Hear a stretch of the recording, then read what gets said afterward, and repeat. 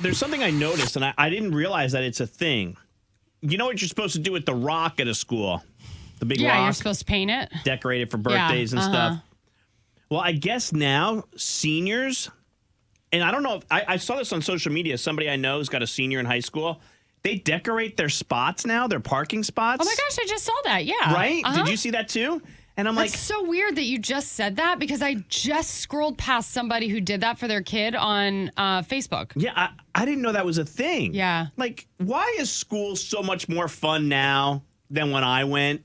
Like, why do I feel like it was a prison sentence when I went? It was just like, you like marched into school like, damn. I don't even want to hear you talking. Okay. I was fighting for my life every day in South Florida. All right. Our school was, on the news for a stabbing. Somebody burnt down a portable. We were fighting for our lives. They went to Disney World on a class trip, beat the crap out of Mickey, and threw him in the lake. That's not a we thing. That's the class above me. Oh, right. Well, it's your school. But my class got banned from Disney because of it. But that's so cool. Like I thought decorating the rock was cool, which, by the way, we don't ever have to do because my son Dean's birthday is usually when it's spring break, and then Ruby's in August. That's nice. So we don't have to worry about that. And even if I did, I wouldn't do it. I'd hire an artist.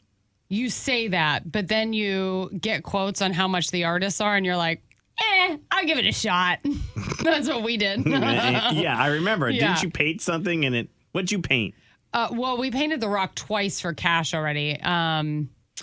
Oh, no, that wasn't. I'm thinking of something else. When you were, speaking of painting, you were working at an Autism Strong Foundation event, and you were supposed to draw a spider web on a girl's face. And that was Cash's end of the year carnival for school, and it did not look like a spider web, and she cried. You're not an artist. I don't know. Maybe somebody could shed a little light on this. Someone said when I was a senior, they allowed tape, not paint. That was annoying. And then somebody else, Stephanie, just texted and said parking spot decorations have been going on. I graduated in 2009, and we did it too. Oh, that's still after we graduated. And then also there was something where somebody told us in the outers that they did this cool thing where you showed up to school in a different vehicle, and he drove his tractor, and somebody else's dad was a school bus driver, and they drove the school bus to school. Do you remember that story? I don't know. I know we talked about going to like prom because I went to prom on a fire truck. Yeah, that was weird. But like I know like pulling up to prom in like these crazy vehicles is a thing. Mm-hmm. Yeah, I know. I didn't know. Yeah, here, look, somebody just sent us a picture. Blonde parking only. They decorated their painting over over the concrete. Yeah. That's so fun. Blonde parking only. It's 3 blondes.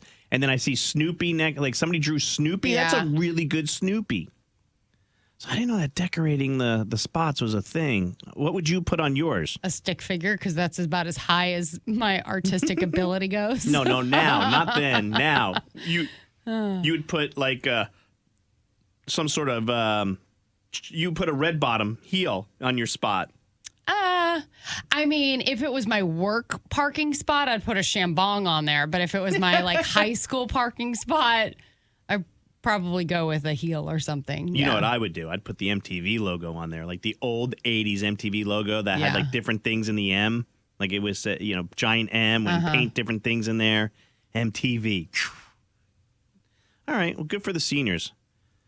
Someone said, I've seen kids put no parking spots in their parking spot. Somebody said, my sister's been painting her parking spot, so I know it's been going on since 2017. Everybody's doing it. Everybody's having fun out there. Good for you guys. It's supposed to be all about that. What name do you have in your phone that's not a name? It's a statement or a description. I used to have a lot of these. 704-570-9595. Dean, my son, we finally crumbled, John. We got him a phone.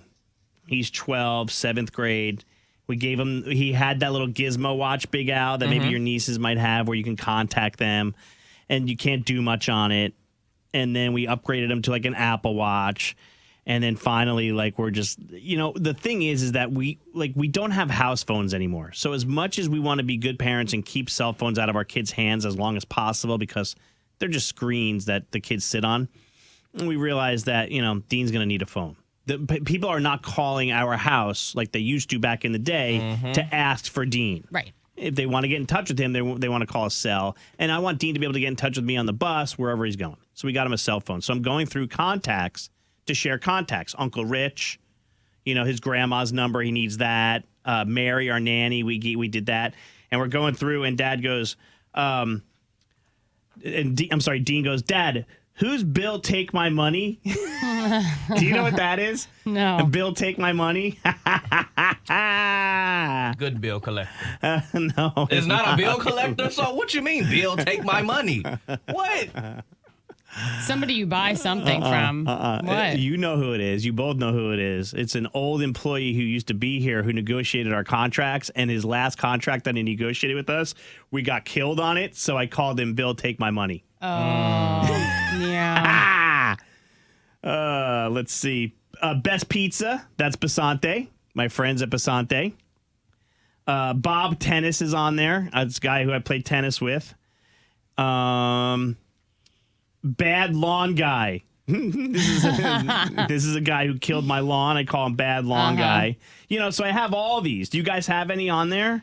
Like I said, I used to have so many of these, and I think maybe in my last phone update, I decided I needed to be a little bit more adult with my contacts, because now you share contacts, right? So if you want to share, then you got to change names and everything else. Right, yeah. Yep. Otherwise, I don't got anything crazy over here. I just got little markers that let me know, well, this person is annoying. Like, they gonna be asking for some money, and then they X, Y, and Z. Just fill in the blank. Right. And then I have a lot of names with descriptions. I don't put first and last name because, maybe Jennifer Roberts doesn't mean anything to me, but Jennifer, from Target or something. Exactly. You gotta make it make sense. Exactly. You gotta make it make sense. I'm trying to look at some others. I know I have a bunch. I have a lot of neighbors. You know what I mean? Like this person, neighbor or neighborhood.